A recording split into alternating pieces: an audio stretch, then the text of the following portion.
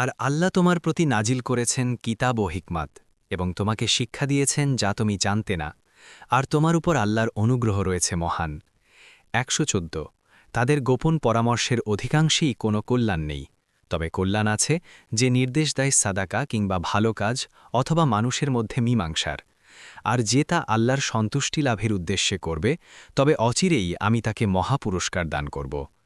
১১৫ আর যে রাসূলের বিরুদ্ধাচরণ করে তার জন্য হিদায়েত প্রকাশ পাওয়ার পর এবং মুমিনদের পথের বিপরীত পথ অনুসরণ করে, আমি তাকে ফেরাবো যেদিকে সে ফেরে এবং তাকে প্রবেশ করাবো জাহান্নামে, আর আবাস হিসেবে তা খুবই মন্দ।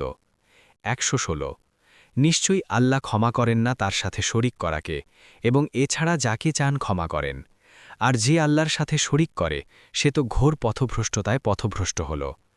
১১৭ আল্লাহ ছাড়া তারা শুধু নারী মূর্তিকে ডাকে এবং কেবল অবাধ্য শয়তানকে ডাকে।